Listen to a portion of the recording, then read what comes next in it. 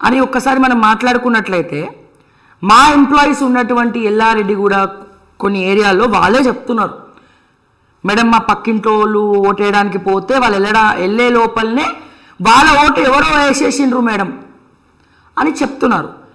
ఇది నీ గెలుపు కాదని నీ మనస్సాక్షికి కూడా తెలుసు.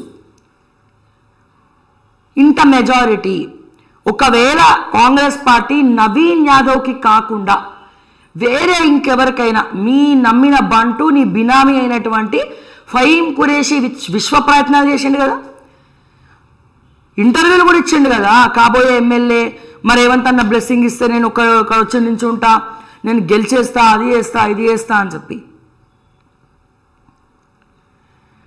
ఓకే, వేరే ఎవరికైనా ఇచ్చుంటే ఈ రోజున బీజేపీ పరిస్థితి ఏందో పక్కన పెడితే, కాంగ్రెస్ నవీన్ యాదవ్కి కాకుండా వేరే ఇంకెవరికైనా టికెట్ ఇచ్చుంటే మీనాక్షి నటరాజన్ గారు చాలా బలంగా సర్వేలు చేయించి 2 నెలల క్రితమే సర్వేలు చేయించి ఇక్కడ నవీన్ యాదవ్కి ఇస్తేనే బాగుంటుందని ఆవిడ గట్టిగా చెప్పకపోయి ఉంటే, అటు కేసీ వేణుగోపాల్కి కానీ లేకపోతే రాహుల్ గాంధీకి కానీ గట్టిగా చెప్పకపోయి ఉంటే ఈ రోజున కాంగ్రెస్ పార్టీ జూబ్లీ హిల్స్లో గెలిచేదా? నేను కాంగ్రెస్ పార్టీ గెలుపుగా ఇది నేను చూడా.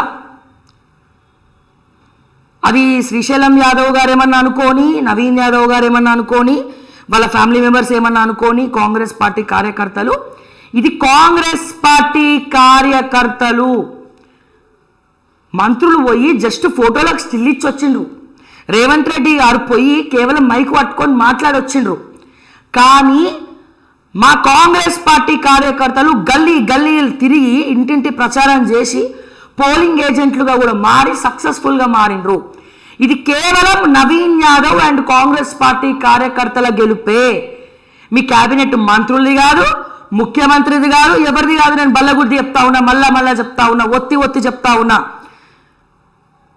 బరాబర్ చెప్తా ఉన్నా. రాసి పెట్టుకో రేవంత్ అన్న రాసి పెట్టుకో.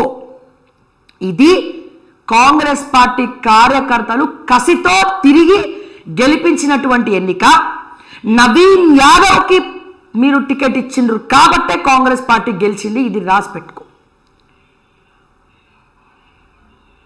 ఎందుకు ఇంత బలంగా నేను చెప్తా ఉన్నా?